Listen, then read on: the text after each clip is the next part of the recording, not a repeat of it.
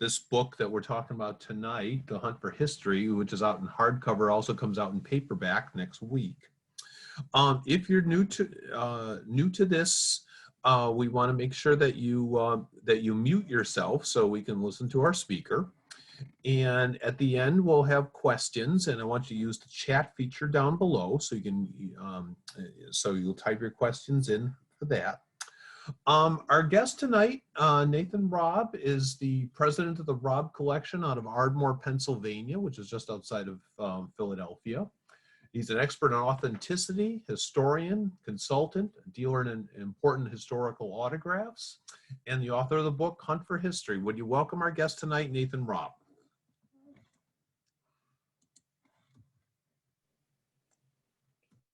Thank you, Mark. Thank you to the Falmouth Historical Society and the Museums in the Green for having me. This is certainly a safer at home.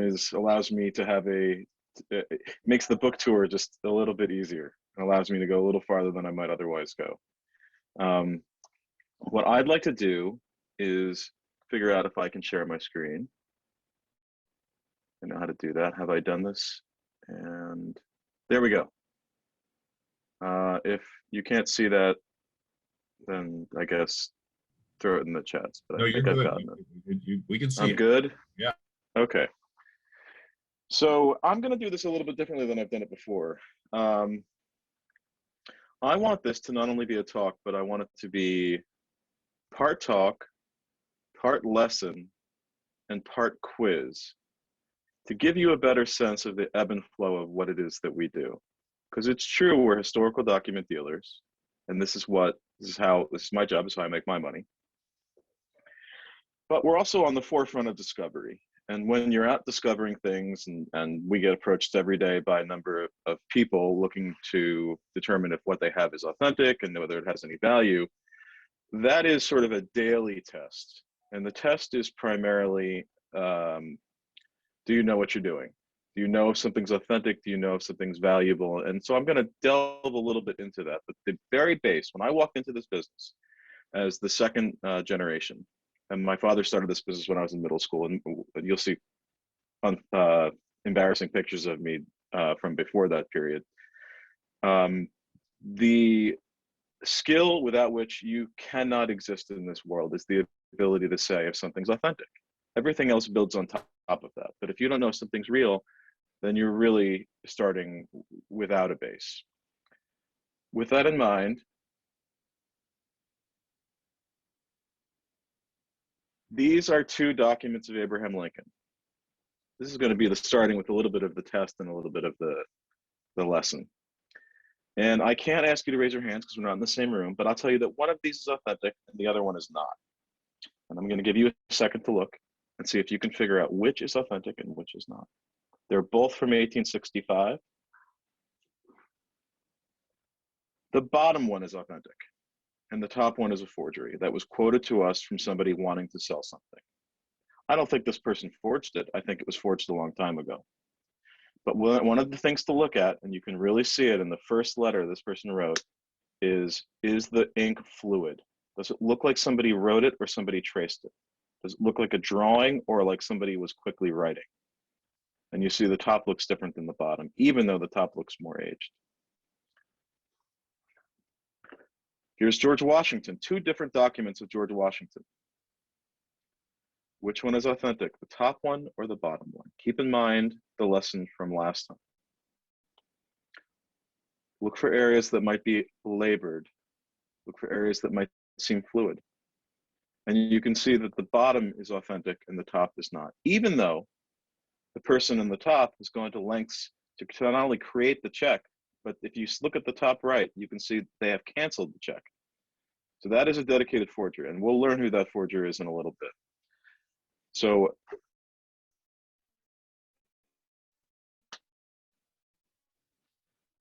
let's take that and jump backwards. These were the lessons my dad taught me when I first joined business. You can see my father. He is there with my aunt, and you can see that his collecting interests began when he was quite young. Here he is holding a briefcase which supposedly belongs to Hannibal Hamlin, was the vice president under Abraham Lincoln, one of them, before Andrew Johnson. And he grew up in Asbury Park. He was bit early with the history bug and the collecting bug. He's still very much active in the business. He and I speak every day. And he's a major part of, he created the business. I was in middle school when the business was created. Early on, he tried to instill in us that history was something that you experienced, something that you loved. It wasn't, you didn't just go to museums, you went to reenactments. You can see that I'm holding a sword. I can't, honestly, I was having this debate with my wife what I'm wearing. Originally, I thought it was some kind of gown, but she was pointing out that she thought maybe it was overalls of some kind. In any event, he's wearing his Union soldier hat, which he wore all the time. This was not, he wasn't wearing it for this event. This was his hat that he wore when he left the house. But, you know, his idea of history was one that was really closely tied to emotion and passion. And he tried to draw us into that.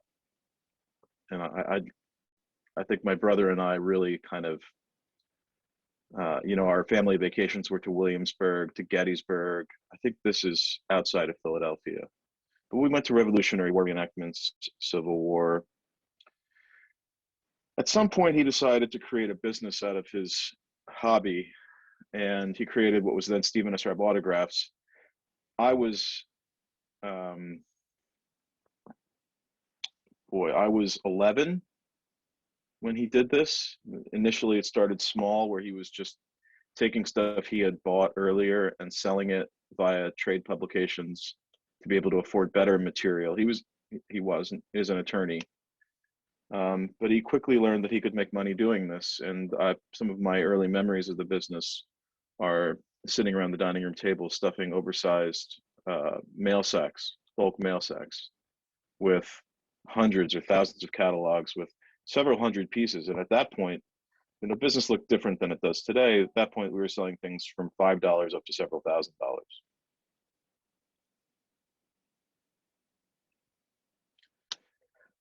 It definitely bled into my own personal interests. He encouraged me to write letters to famous people. I wrote to Ronald Reagan. I wrote to Dr. Seuss. I wrote to Matt Groening, who did The Simpsons, some of the things that were of personal interest to me. I also wrote to Colin Powell, who wrote me back twice. And he gave me permission to use this. I managed to reach him. He gave me permission to use this letter in my book. You'll find it when you buy your many copies. You'll find them illustrated in the book. This one illustrated in the book. But it shows you that, you know, he said, write letters to these people. You can find their addresses. In most cases, you could back then. And say something nice. Say that, you know, show that you know who they are. And you're not just an autograph seeker. You want to learn something about them. You don't just want them to sign a card. You want to learn something about them, because these documents are evocative of the character of the person. They're not just pen on paper. And you can see here that I asked him who his greatest influence was and also how he wanted to be remembered. He's answered both those questions. You know what I should have done when I asked him whether I could use this book, I should use this in the book. I should have asked him whether this was still, whether he would answer it still the same. I didn't think to do that. All right.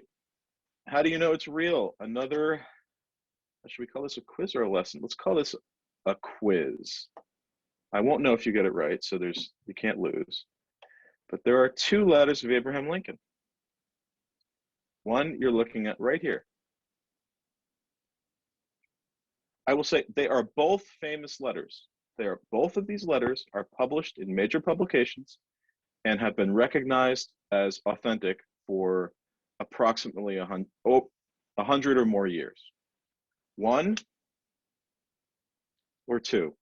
This is a letter from 1859. This is a letter from 1865.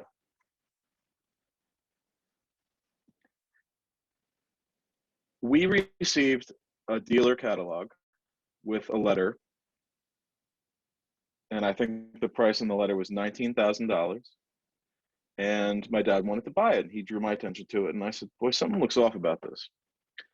And it was a letter that related to pardoning a soldier. Now, letters of Lincoln relating to pardoning soldiers are highly desirable because they're evocative of the idea of a Lincoln who was focused on clemency, compassion. This is the same man who pardons Confederate soldiers if they took the oath to the Union. This letter is the letter that was quoted to us. This letter is published, it is illustrated, it appears in the papers of Abraham Lincoln, and after several hours of looking into it, we determined that it is also a forgery. And here is where context matters. If it were just the signature, that would be a more difficult task. But it's not. So whereas it looks like somebody just wrote this out, and it does look fluid, look at the top. Everything goes from top left to bottom right, almost as if you put a ball on it, it would flow down to the right. You can see this most strikingly in the top where it says Executive Mansion. Note the X of executive is not crossed. But look at how cramped Washington, February 24, 1865 is. And look at how the lines slope down. Without even getting into the analysis of letter by letter or even the signature, I could just look at the top two lines of this and tell you that was a forgery. Look at this. Those lines are as straight as they come. Look at the fold in the top third. It almost underlines that. 1, forgery. 2, authentic. The context matters. You're not just authenticating the signature. Here's another one. There are 2 Einstein signatures here. One is authentic and one is not. 1, 2. Here, we don't need to look past the signature. We can just look at the signature. 1, I feel like I'm in an eye doctor's office. 1, 2. This, what you're looking at right now, is a secretarial signature of Albert Einstein. This is an authentic signature on a scientific letter to a fellow scientist relating to, I think it was thermodynamics. He must have dropped it in water or somehow exposed it to moisture at some point, which is why you see that bleeding there. But this was a letter on a fundraising, this was a signature on a fundraising letter that was sent out to raise money for Jewish causes.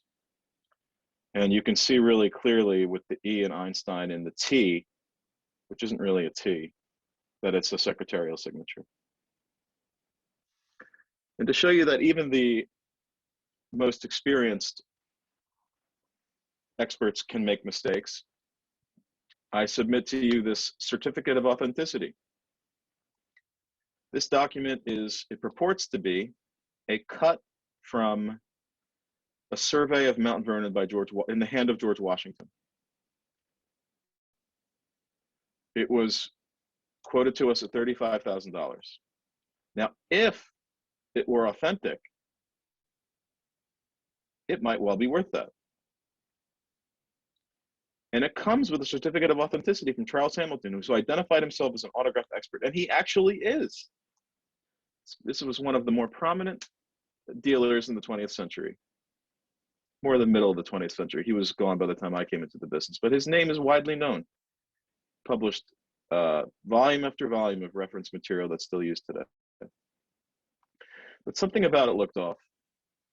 And some of you will remember the lesson from the last Lincoln, and can begin to see what the issue is just by looking at it right there. First, I thought it was Robert Spring. You'll recognize this forgery because it's very similar. It's the same format as the forgery that was the check that was canceled that I mentioned early on. This was Robert Spring was a 19th century forger who I think he was eventually arrested. I can't remember if it was mail fraud or in any event, he spent time in prison. He's sort of, the first great American forger. He was a dealer for a while, but this was his kind of bag of tricks. He'd write a pass allowing a soldier to go through the lines, or he'd write a check.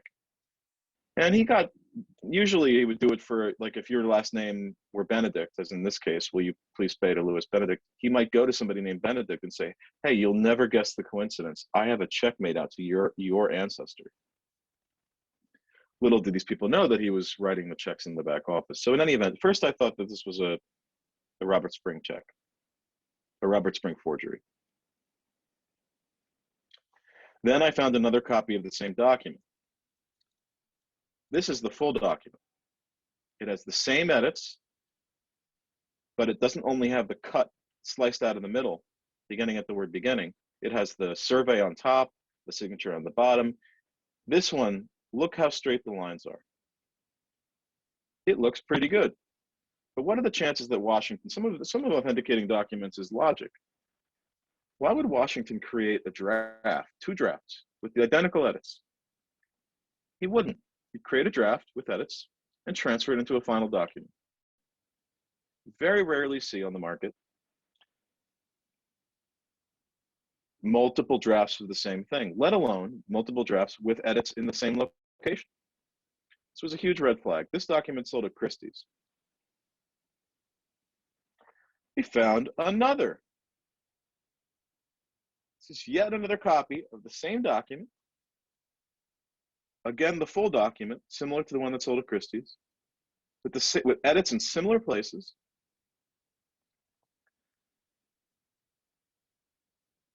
But this one to me looked more like the one that was quoted to us. And you begin to see the issues here again. Look at the first line that begins beginning. It goes up and then down. It's a hump. The person's missed letters in the survey. They've made sloppy mistakes that Washington wouldn't have made. The paper is the wrong size. The ink looks weird on the paper, bleeding, the sign of improper aged ink on old paper. And then we found a 4th copy of the same document. This document sold at Sotheby's, or what is now Sotheby's. It sold such a long time ago that it wasn't Sotheby's back then.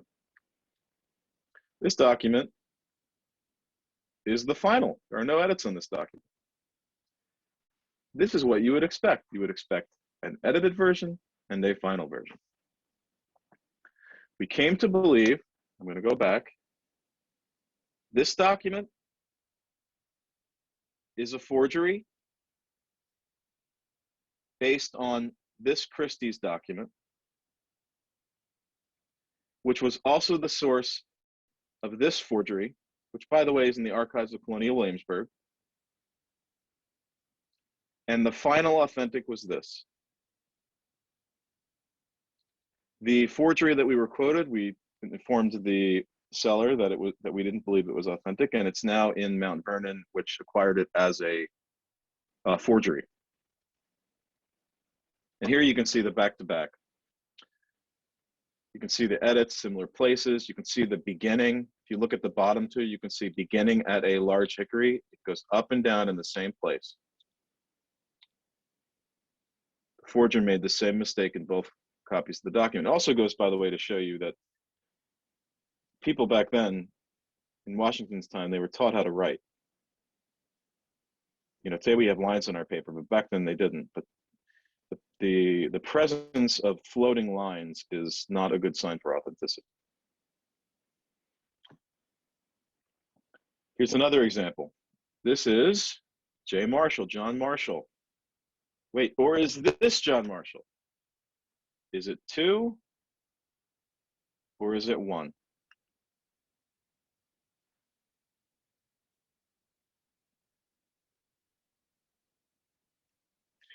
This document here, supposedly by John Marshall, you don't need to look past the date line. It is dated in a date where John Marshall was not in the location where the letter purports that he was.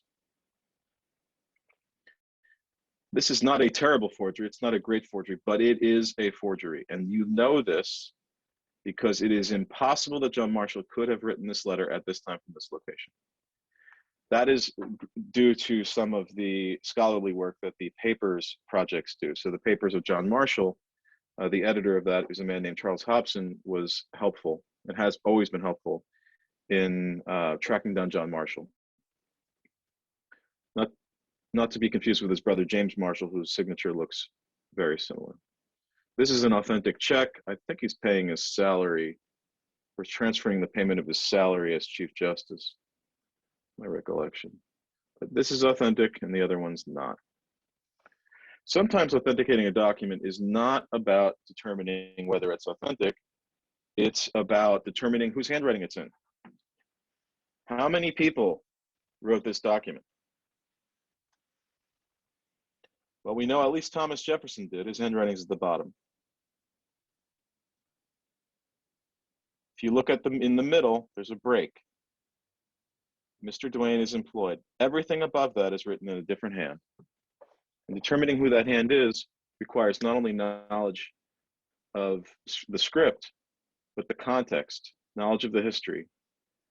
This document was prepared for Jefferson's signature. It is an order for books. Jefferson's first order for books to stock what his version of the Library of Congress would be, which is the modern version. In the hand of his aide, which he then went on to sign, he wrote, Mr. Duane is employed, ... and then he signed it. But his aide wrote everything else. And his aide in 1802 was Meriwether Lewis. The top is in the hand of Meriwether Lewis, meaning that this document has the hand not only of Thomas Jefferson, but of the man he sent west to open up the country, the newly acquired country, which is something we've never seen. There's no record of it having come to the market. You do see these things.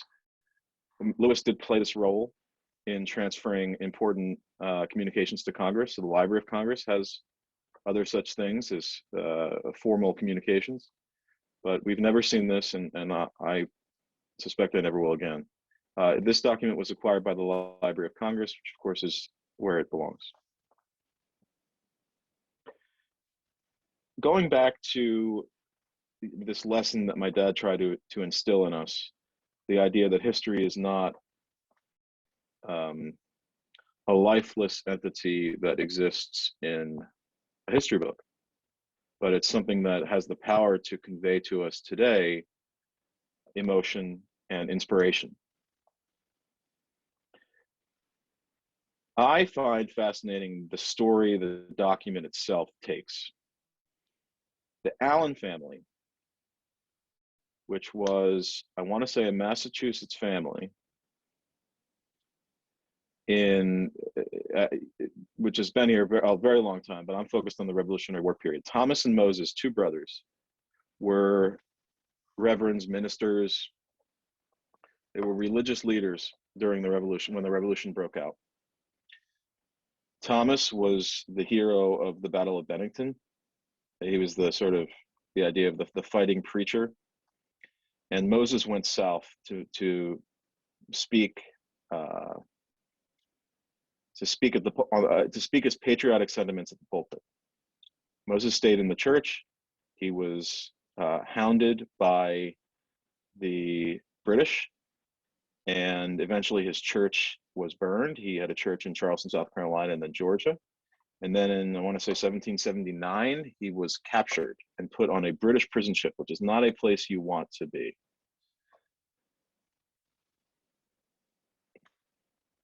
He befriended a man named Moses Scheftel, who was Jewish, the most prominent Southern Jew of the time, who was himself militarily involved and also helped fund a number of the enterprises down in Georgia.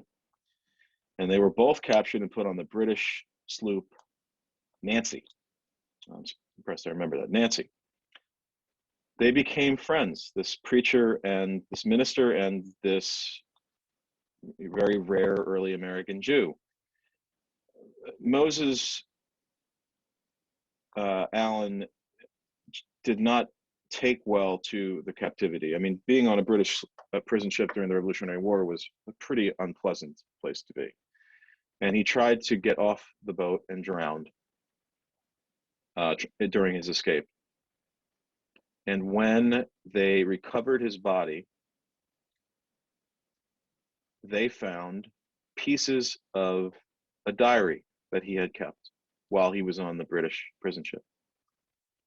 This is one of the pieces, and it reads, "Pork for dinner. The Jews, Mr. Scheftel and son, refused to eat their pieces, and their knives and forks were ordered to be greased with it. It is a happiness that Mr. Scheftel is a fellow sufferer. He bears it with such fortitude as is an example to me." It's just a remarkable moment in history. Just an incredible. We ended up selling this miraculously to a descendant of Scheftel, who the Mordechai Scheftel, the man on the ship, had volunteered to pay for the burial of Moses Allen, something he was not allowed to do, because I guess being on a British prison ship is unpleasant, and people there are not nice. But the owner of this is now a direct descendant of Mordechai Scheftel. Another lesson: context is everything. What is wrong with this Abraham Lincoln letter? If you were here, everybody would be yelling at me. So I will make this easy for you. Where did he write it from? Setting aside the fact that to me it doesn't look anything like Lincoln's handwriting, you don't even need to look at that. The capital? No, that's not. Nobody would write that. And he wrote from the executive mansion. Lincoln's office was not in the same place Congress met, whether you called it the Capitol or not. He wrote from the executive mansion. This person lacks not only the ability to forge Lincoln's signature and handwriting, but the basic historical knowledge. And this document was quoted to us, again, by, I suspect, an unsuspecting person. By the way, if you look really closely, you can see it's on laid paper, which again is the wrong kind of paper. So, I mean, I can't even tell you how many mistakes this person made, but this is what an authentic dateline would look like. Executive mansion. Sometimes it's printed, sometimes it's handwritten. The transition from printed to handwritten took place during Lincoln's presidency, but it was not the Capitol. Emotional power of history can work in a number of different directions, and sometimes it sheds light, important light, but painful light on a relatively unpleasant moment in American history, and this is such a case. We bought a collection years ago, a decade plus ago, back when I didn't have gray hair, when I had dark hair, from a descendant of a Civil War family who, at the very bottom of a box, found the signature of Andrew Jackson. And he said, "Oh, there's a document in there of Andrew Jackson, and it seems really cool, but I don't know what it is." And sure enough, we got this huge box. It was literally like a U-Haul style shipping box. And at the end was this signature of Andrew Jackson, which looked exactly like it looked. It was a piece of paper torn from something else. And you can see there's something on the other side, but it's clearly the end of a letter. But it's to the Choctaw and Chickasaw Nation. "My Choctaw and Chickasaw brethren," signed Andrew Jackson.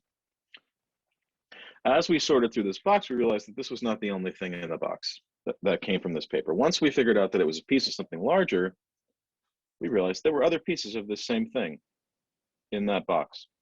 And like a puzzle, we sat down over the course of a day and put the pieces where they belonged to create what we hoped would be a legible letter. Because at the end of the day, you know, this is nice, it's just a signature, you wouldn't call it a letter. We hoped to get as much out of this letter as we could. This is what we ended up with.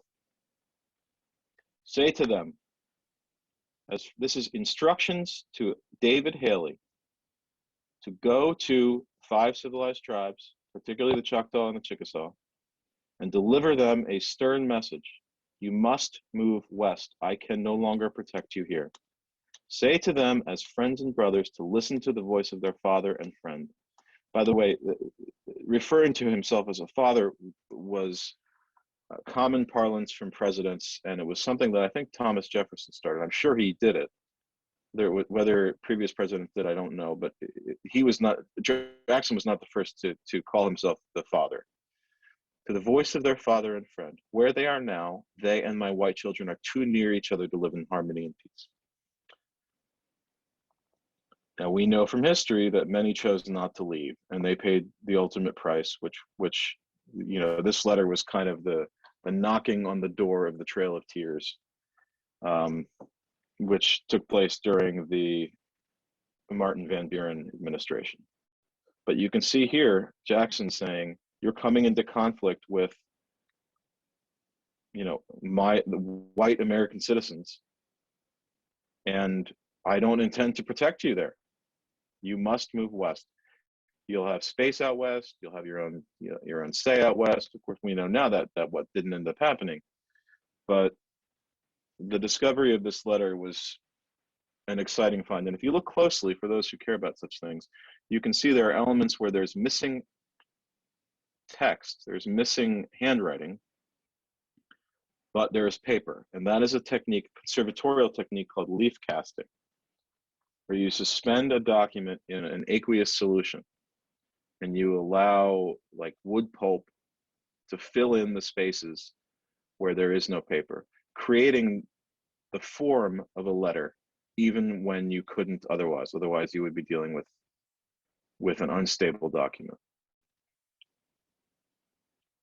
To further underline, I will show you a letter from Susan B. Anthony, which a copy of which, because we sold the original, is hanging on my wall at my house. My wife put it up. She and my daughter look at it all the time, but it was a letter. So 1905, an autograph dealer, someone not unlike myself probably, but I'd like to think not as smart as I am, wrote to Susan B. Anthony to sell her a bunch of signatures of men. And rather than just toss it in the trash, she decided to respond to this letter, which I think is interesting in and of itself, that she decided to respond to it rather than just toss it. And the text she used was just incredible. I know you think women are pets of society, but to be a pet is not to be an equal. And what I want is for women to be equal before the law in every respect. The underlines on the letter are hers, by the way. So you can tell this was a letter that was meant to send a message. And I challenge you to read the text of that letter and not feel some form of inspiration. This is a quote from the book. The hunt for history is a journey of discovery, a search for further meaning. Jefferson's pen writes the story of our lives. Lincoln's wisdom lights our own path. Churchill's courage gives us strength. Einstein's vision compels us to aspire. We live their stories in our own lives, which is very much what my dad taught me, whatever I was wearing in that photo. That was the purpose of that trip. And I will end with one last test. And this is a test that tested me. Very recently, George Washington and Thomas Jefferson, they did sign things together. Washington was president. Jefferson was Secretary of State. Formal documents where Secretary of State had jurisdiction required both of their signatures in some cases. Major appointments, passports on ships allowing them to come and go. I am going to show you 3 and then a 4th example of this. This is one where you see Washington on top and Jefferson on the bottom. This is 2, Washington on top, Jefferson on the bottom. This is 3. Again, Washington on top, Jefferson on the bottom. What made this a challenge for me is, boy, that's a good forgery. That's a good forgery. But context is everything. Is that a good forgery? Context is everything. These signatures to me are, so let me give you some context. 2 of them are forgeries and 1 of them is authentic. And boy, the signatures on all of them look good. The forger who did them was a gifted forger. Not a perfect forger, but a gifted forger. But the giveaway, what makes this likely a forgery is, look how close these signatures are together. They lack any context. There's no writing around them. There's no element that would indicate where it came from. Jefferson and Washington did not routinely write letters, long letters together, as one might see in some of the other cases during the Revolutionary War. They were in different places. And these signatures are so close that they touch. There's a small amount of shakiness, but you could be forgiven for thinking that looks pretty good. There's a little bit of sloping on the Washington signature, but boy, these are good signatures. Both of these suffer from the same lack of context. They are likely forgeries. And this one is from a larger document, contains Jefferson's handwriting. The word president is in Jefferson's hand. They're different inks. And it comes from this document. This is a document that we sold. I used it in comparison with the others.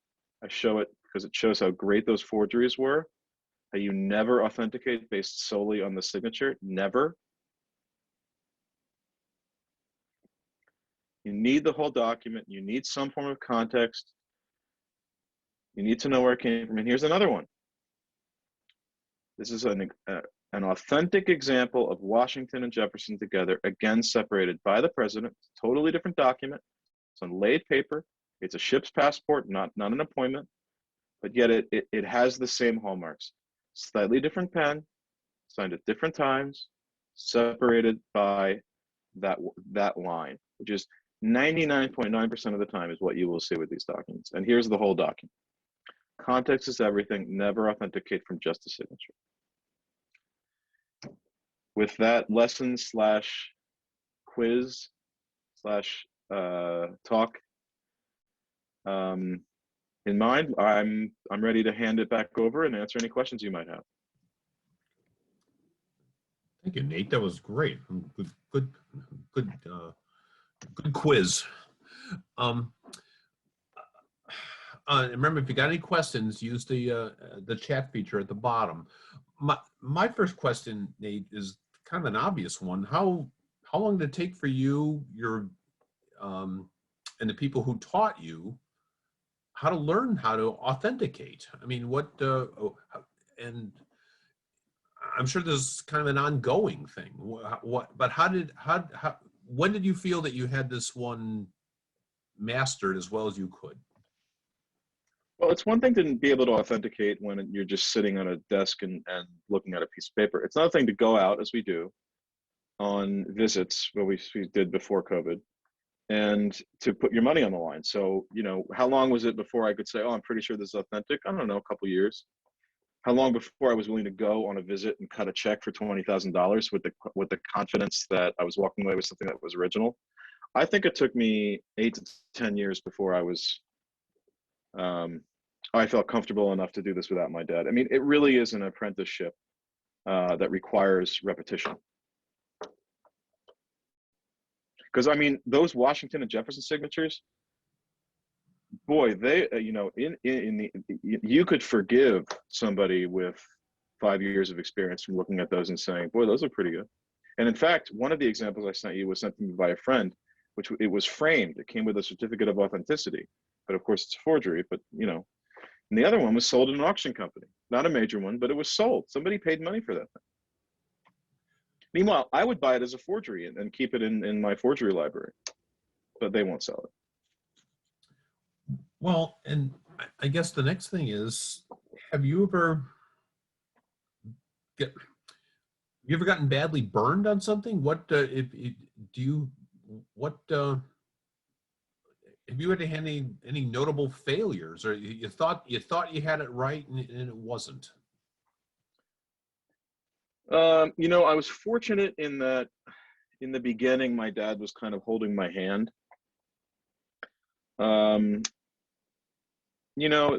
one thing that can trip you up and did for me was, with ink, you rely on the shining of the ink. Authenticating, if something's printed, So I have an example. Here we go. Right here. Nelson. It's an engraving of Nelson. If this is printed, it lacks the depth of ink. You can't see one line crossing over the other.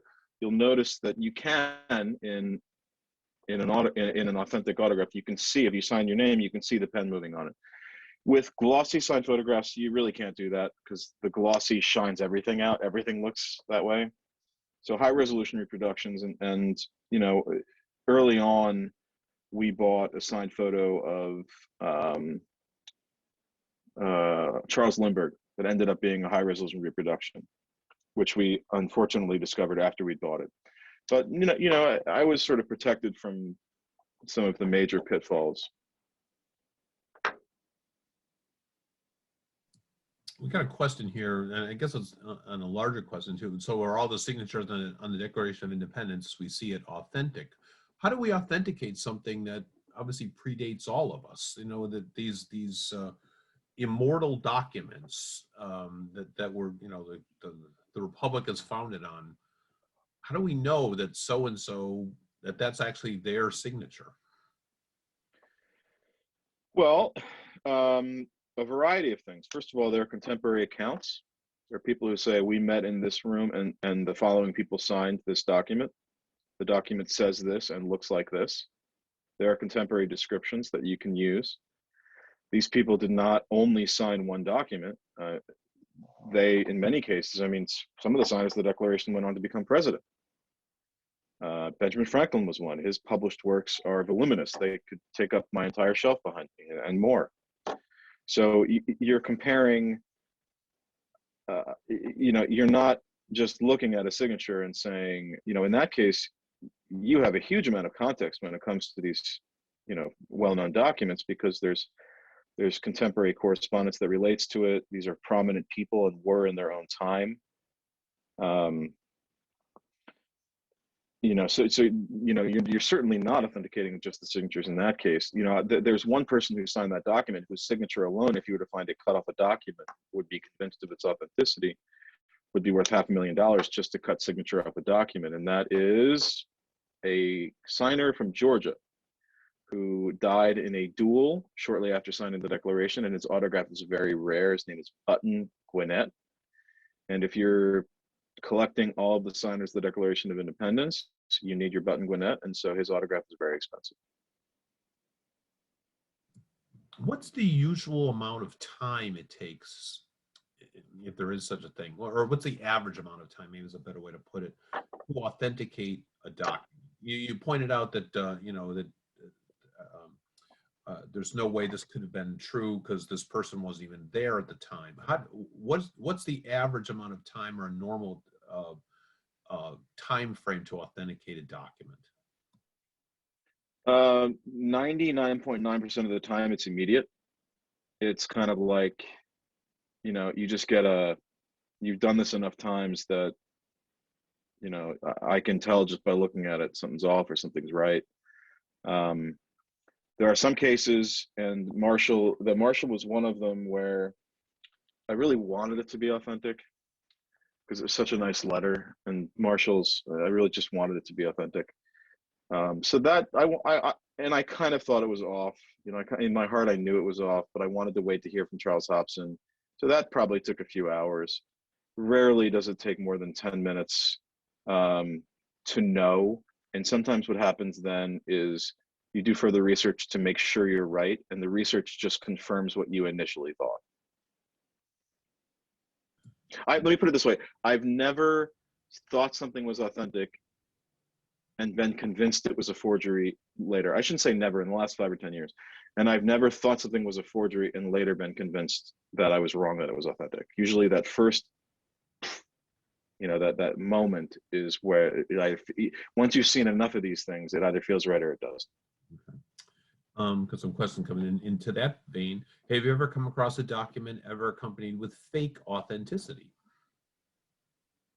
Yeah, I just showed you one. How about that Charles Hamilton letter of authenticity? Letter of authenticity is worth nothing to me. Some people come to us with letters of authenticity. Let me put it, if you came to me with a document that had 4 letters of authenticity, I would be so suspicious, you know. And some people ask, do I need to get a letter of authenticity before I sell it to you? And I said, well, I can't stop you from doing it, but you might as well keep it to yourself. It has no value to me. We authenticate everything ourselves, and there's a good reason for that. And that letter from Charles Hamilton is really good proof of that. You know, the Lincoln letter that I mentioned was quoted to us by a reputable, honest colleague, and it's a widely published Lincoln letter, but it ended up being a forgery. So yes, do we ever find things with letters of authenticity that end up being forgeries? All the time. If a document is a forgery done in past century from a long time ago, is there still value to the document, e.g. the Robert Spring letter? Yep.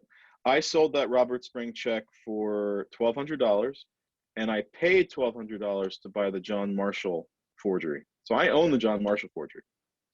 The problem with buying a forgery is if somebody contacts you, they think it's authentic. I mean, if that letter were authentic, it would be worth $10,000, not $1,200. People, you know, it's very hard to convince people that in fact what they have is a forgery and it's worth a fraction. But yes, they are valuable. Good forgeries, old forgeries are valuable. I have family letters from the 1840s, but find the writing almost impossible to read. Do you get used to the writing so it would not take forever to read? Yes, when I first joined this business, I could not read the handwriting. That takes time.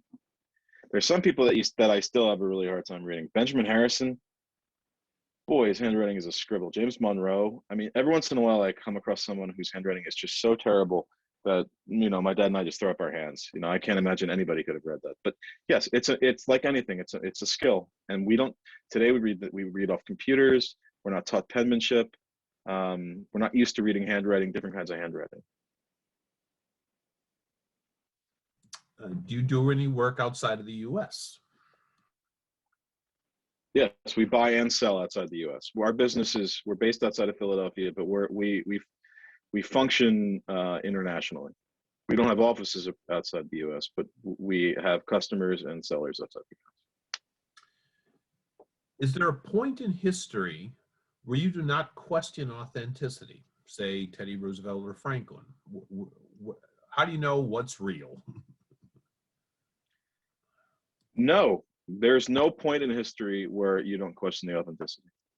Everything we look at has to start from scratch. You presume that it's a forgery, and you force it to prove itself.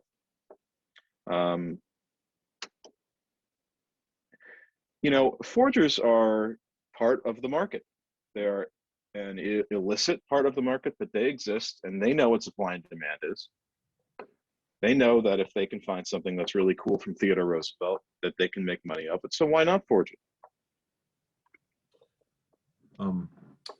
Phil asked something I was going to ask you, because you had a slide that mentioned about Pawn Stars of Antique Roadshow. What are your thoughts on the Pawn Stars on Antique Roadshow? Do they sensationalize the authenticity?